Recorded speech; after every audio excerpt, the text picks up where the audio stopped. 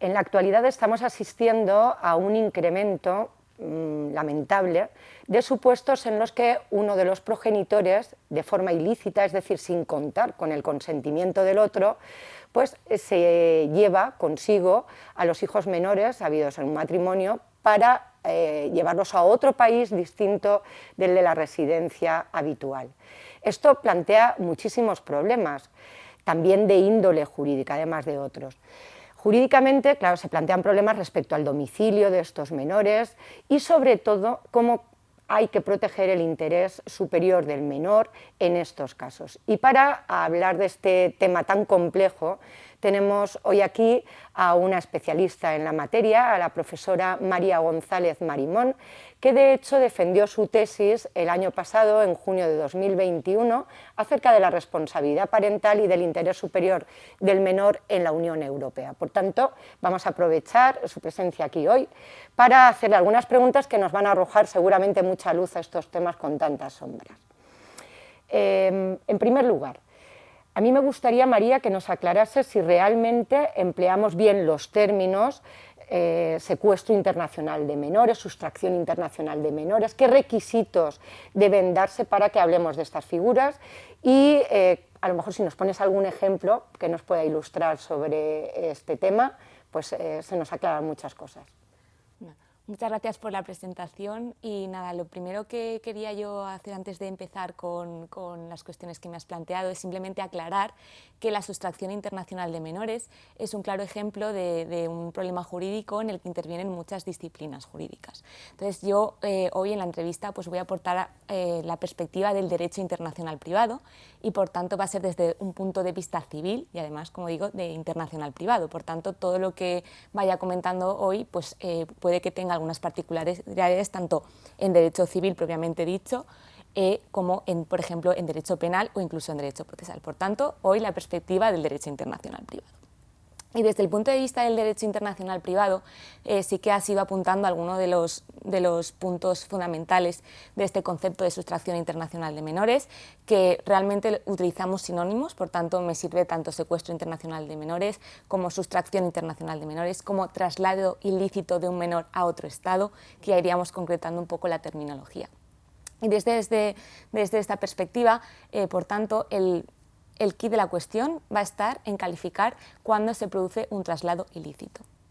¿Y cuándo se produce un traslado ilícito? En primer lugar, necesitamos que se traslade a un menor de un estado a otro y, en segundo lugar, necesitamos caracterizar ese concepto de ilícito, que se va a producir cuando se infringen los derechos de custodia de un progenitor.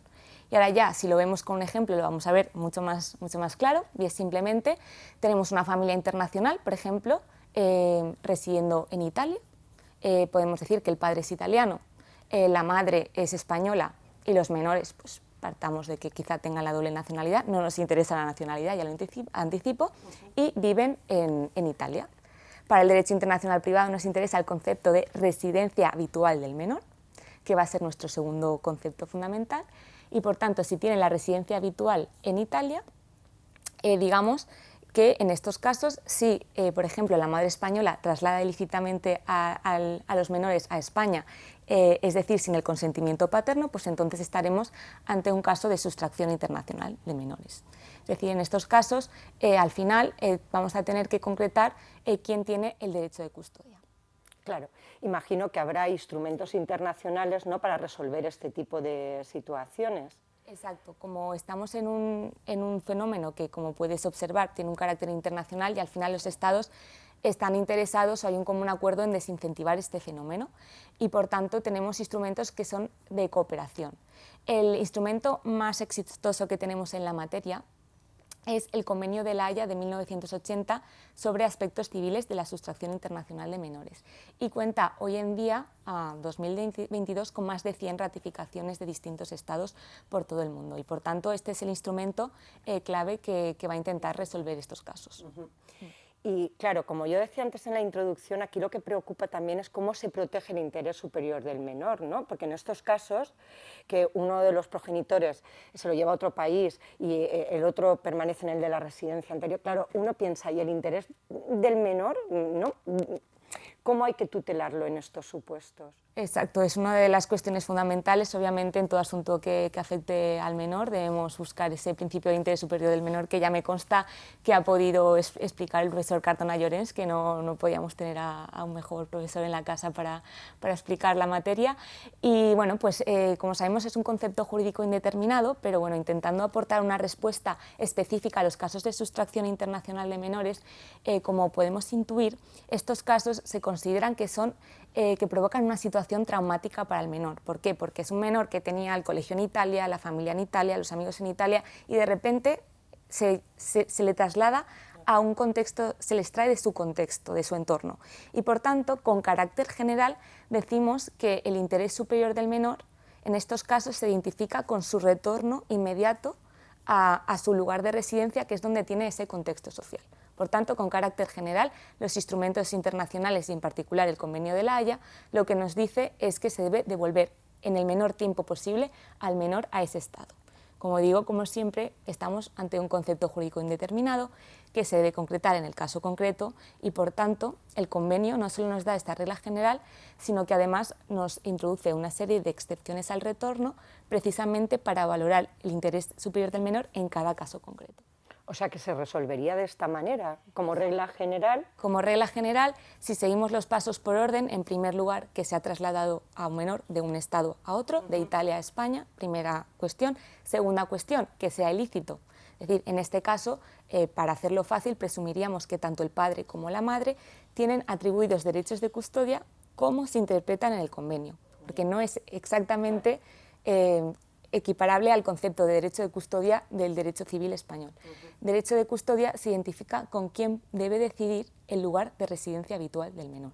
Por tanto, si tanto el padre como la madre tenían esa potestad de decidir dónde debe residir el menor, entonces si la madre traslada a los menores a España y no los devuelve y el padre no está de acuerdo, es decir, sin el consentimiento paterno, estaríamos ante un caso de sustracción internacional de menores. Y como regla general, las autoridades españolas deberían retornarlo inmediatamente. Claro. Ese sería Pero fíjate, en relación con esto que estás diciendo ahora, se me ocurre el problema que se dará en los casos en que detrás de todo esto hay un supuesto de violencia de género, ¿no?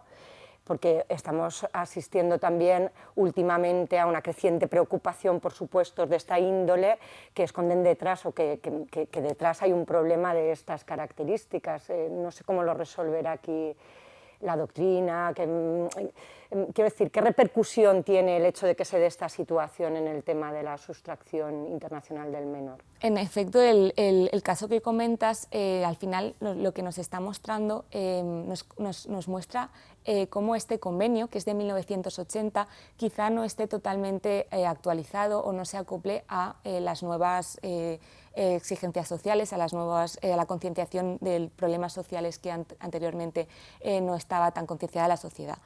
¿Y por qué? Pues debo empezar comentando que cuando se elaboró este convenio en 1980, estaba pensado para la situación en la que el progenitor, normalmente el padre, que tenía atribuidos los derechos de visita, sustraía a los menores y se los llevaba a otro estado para intentar conseguir una resolución más favorable. Es decir, si estaban residiendo al revés en España, el padre italiano se los llevaba a Italia para decir a ver si las autoridades italianas me dan la custodia y me quedo con los menores, que como son los jueces de mi nacionalidad, quizá en esa mentalidad pueda conseguir una resolución más favorable. Esa era la situación cuando se elaboró, como digo, el convenio de 1980.